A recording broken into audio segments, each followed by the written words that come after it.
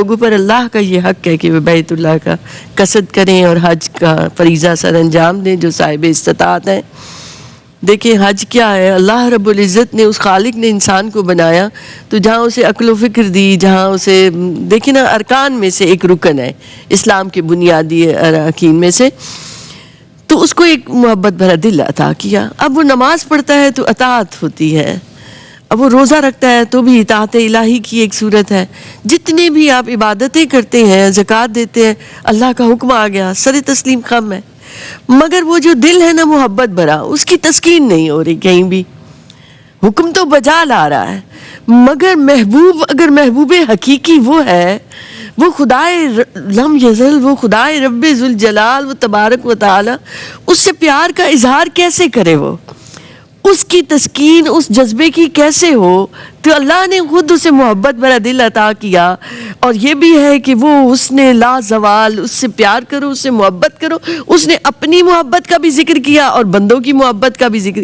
اب اس محبت کے جذبے کی تسکین کے لیے حج جیسی عبادت عطا فرما دی کہ انسان وہاں جاتا ہے، بیت اللہ کا قصد کرتا ہے تو ایک کیف ہی اور ہو جاتا ہے، اس سفر کا اور ہی مزہ ہی کچھ اور ہے۔ وہ زیادہ راہ کیا ہے؟ اس راستے کا تقویٰ لے کر چلو، جبینیں سجدوں سے آراستہ ہوں، دل میں اخلاص ہو، توحید کے ترانے بھی ہیں، شہادت کی گواہیاں بھی ہیں، نماز بھی ہے اس کے اندر روزے جیسا صبر بھی ہے، اس کے اندر زکوٰۃ جیسی مال بھی خرچ کیا جا رہا ہے، ساری عبادتیں یکجا ہو گئیں، جہاد جیسا بھی ہے۔ اور نبی کریم علیہ السلام نے تو خواتین کے لیے حج کو ہی جہاد قرار دے دیا ہے۔ ہاں جی، تو ایک محبت اور عشق کا مظہر اور آئینہ دار ہے یہ حج۔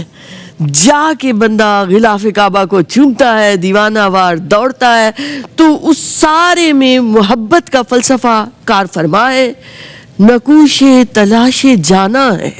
نبی کریم علیہ السلام سے نسبت ہے اس شہر دل نماز کو، اور وہ بیت اللہ وہ ہیرے جیسا جسے جس جہت سے دیکھو، جس رنگ سے دیکھو، ہر طرف سے اس کی تراش خراش، اس کا رنگ، اس کی درخشندگی، اس کی تابندگی عجب ہے، چمک دمک اس کے اندر، نور ہی نور اس کے اندر۔ وہ تجلی گاہ ربانی انسان جاتا ہے تو اس پر بھی وہ تجلیات پڑتی ہیں۔ وہ اس جگہ چلا گیا جو مرکز ہے اللہ کی توجہ کا، اللہ کی رحمتوں کا۔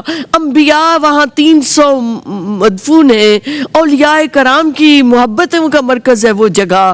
نبی کریم علیہ السلام نے اس شہر پاک سے محبت کی، وہ ہر جگہ حضور کی نشانیاں ہیں۔ تو جا کے وہاں جو لطف آتا ہے اس حج کی عبادت کا، وہ دنیا میں کسی چیز میں نہیں ہے۔ پھر آپ دیکھیں تو نماز ہے تو ان الصلاۃ تنہی عن الفحشاء والمنکر، نماز بے حیائی اور بری باتوں سے روکتی ہے، روزہ صبر پیدا کرتا ہے۔ یہ ساری عبادتوں کا مقصود ہے۔ حج کیا ہے؟ فلا رفث ولا فسوق ولا جدال فی الحج۔ اب کوئی جھگڑا نہیں، کوئی بد کلامی نہیں، کوئی فحش گوئی نہیں، کوئی گناہ نہیں، کوئی معصیت نہیں، کوئی نافرمانی نہیں۔ قبول اس کا ہوا جس نے واپس آ کے اس کو برقرار رکھا، جو بچا رہا، جس نے صراط مستقیم کو پکڑ لیا، جس نے ہدایت کو پا لیا، جسے وہ روحانی کیف ملا، اور واپس آ کے بھی وہ اپنے آپ کو اپنے رب کی بندگی کے لیے سر تسلیم خم کیے ہوئے، سرنڈر کیے ہوئے۔ اللہ اکبر۔ وہ